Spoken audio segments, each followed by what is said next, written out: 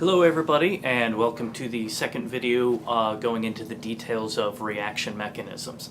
Before we move the ball forward and look at some other issues associated with the reaction mechanisms, I want to make sure we know where we're coming from, what we've done sort of so far, as the title can see there. So we've looked at a reaction mechanism that had all the components, all the vocabulary. We talked about molecularity, we talked about rate determining step, we talked about intermediates. And we showed how that first mechanism we took a look at, how it got us to the two ideas, the two benchmarks that any reasonable mechanism has to achieve. One was that the individual elementary steps, when you added them together, gave you the overall reaction, right? And think of overall reactions as sort of a thermodynamic statement. You have what was before and you have what was after. That's a thermodynamic statement. And then the elementary steps are really where the kinetics comes into play. And then secondly, we saw that when we analyzed the reaction mechanism, when we looked at the elementary steps and we relied on the rate determining step, we could see that the elementary steps, the mechanism produced theoretically the rate law that matched the experimentally determined rate law. That's a key idea. We're going to have our experimentally determined rate law, and then we have our theoretical rate law. Those two eventually have to meet if the mechanism is to be of any utility. And remember, it doesn't prove that that mechanism is the way the reaction happens. It just makes it a good idea. All right, so where are we going to head next? Well, in the next example I'm going to show you on the next slide, we're going to get into some other issues associated with the reaction mechanisms. For one thing, you're going to see that the rate determining step, unlike the first example we talked about so far, the rate determining step will not be simply the first elementary step in the reaction. And that, as you will see, is going to create a little bit more of an issue for us as we evaluate, as we vet the mechanism, okay? And then what I'm going to do at the end of this video is I'm going to end by giving you a practice problem. And I'd like you to be able to look at that practice problem, analyze the practice problem, and come into the next class with your best answer to that practice problem. And that practice problem is going to indirectly show you one or two other issues associated with the reaction mechanisms.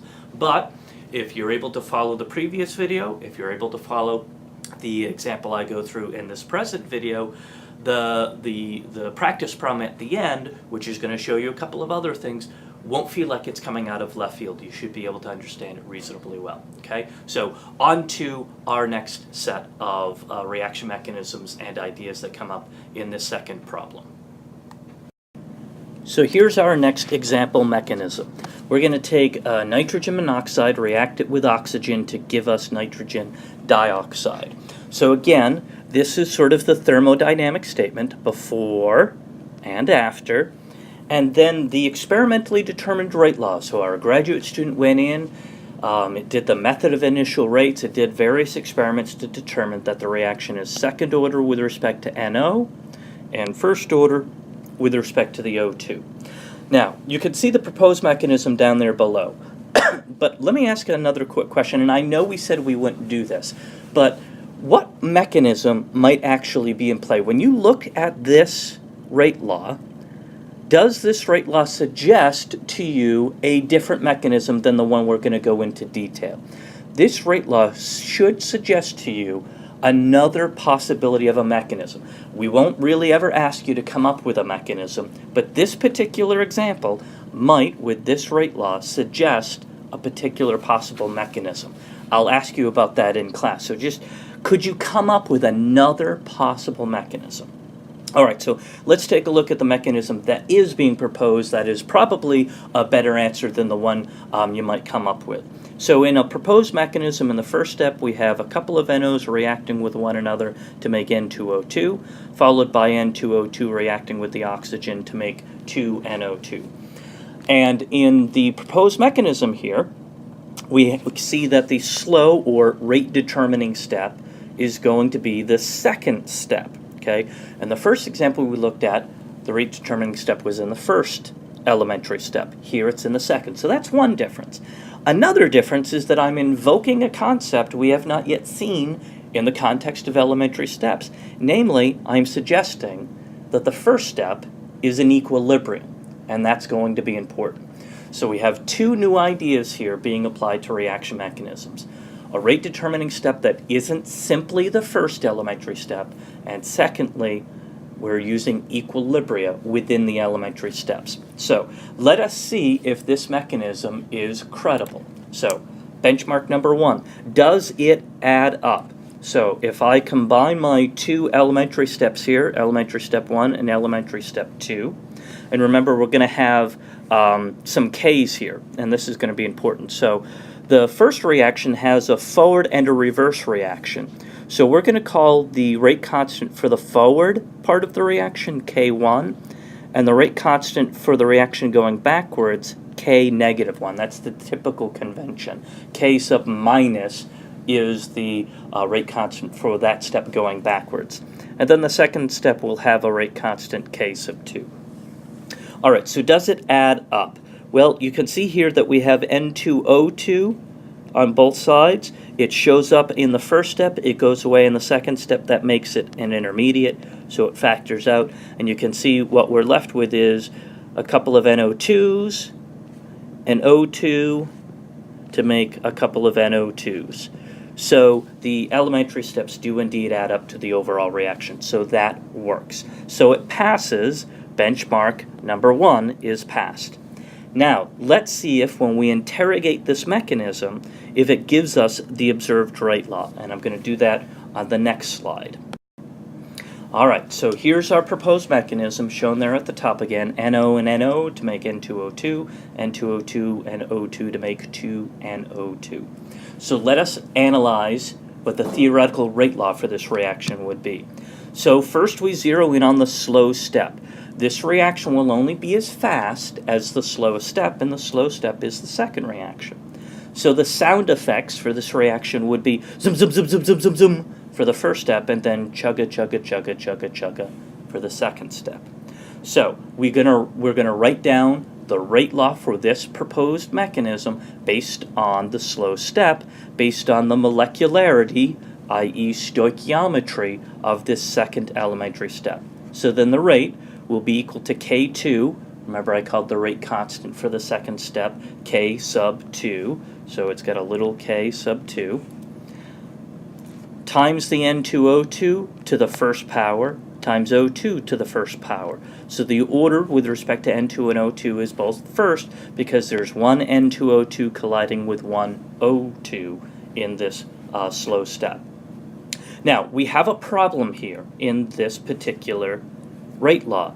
Namely, I have written the rate law in terms of something that I, the experimentalist, cannot control. That is the concentration of an intermediate. This is not yet a valid rate law because it has a non-reactant concentration in the rate law.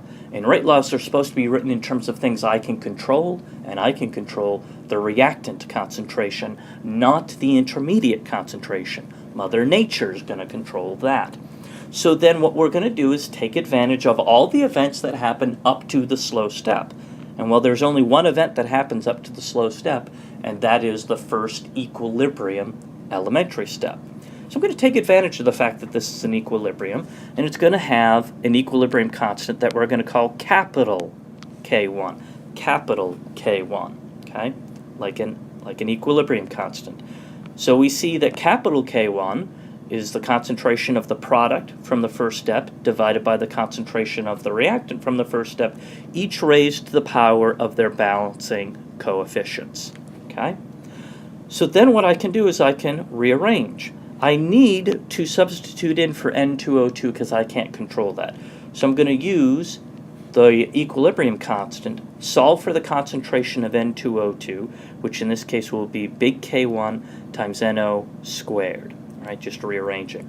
Now I'll take this expression for N2O2 and I'm going to substitute it in to the rate law that we got for this reaction from the slow step. And when we do that substitution, I get little k2 times big K1 times NO squared times O2.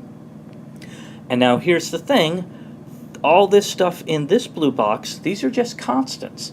I can wrap constants up, I can put a nice little bow on them and just call them another constant. So all these constants simplified to some overall constant, little k. And so then the rate law predicted by this mechanism is little k times the concentration of NO squared times the concentration of O2. In other words, the observed rate law is exactly the one that we saw determined experimentally for us at the beginning of this problem. So this mechanism passes benchmark number 2. It adds up and it gives us the right rate law. So this is a plausible mechanism. Doesn't mean it's the definitive answer, but it is a plausible answer. Okay, it's a possibility. One little thing I want to talk about when it comes to capital K. You're going to see this pop up in a subsequent problem later on. But what is capital K? Capital K, of course, is the equilibrium constant, and we'll see this shown in later problems, but capital K is equal to the ratio of little k's. So if I took the value of the forward rate constant for that first step and divided it by the rate constant for the reverse step, k negative 1, it would add up to capital K. This is an interesting connection between what is a thermodynamic property, equilibrium constants, and kinetic properties, rate constants. We'll see this relationship later on. Just wanted to point it out to you right now since we're invoking equilibria here. Okay, so now for the problem I want you to do. So I'm giving you here a mechanism. So here is a mechanism, elementary steps 1, 2, and 3. The second step is being invoked as the slow step. What I'd like for you to do is first tell me what the overall reaction is. Normally I give you an overall reaction and then we start to vet the mechanism. Well, here what I want you to do is tell me what the overall reaction is and then do the analysis. Go through the analysis like we've gone through in these first 2 sample problems and tell me what the rate law is that's predicted by this particular mechanism. What theoretical rate law does this mechanism generate? Okay, so come into class with an overall reaction and the theoretical rate law. And I'm going to give you a little bit of a hint. When you derive the rate law for this mechanism, you're going to see an order we have not yet bumped into in class. We've mentioned that it's a possibility, but we haven't actually seen an example of this particular type of order that's going to come out of this analysis. So if you get something that looks a little weird, you're probably right, just so you know. Okay, we'll see you in class.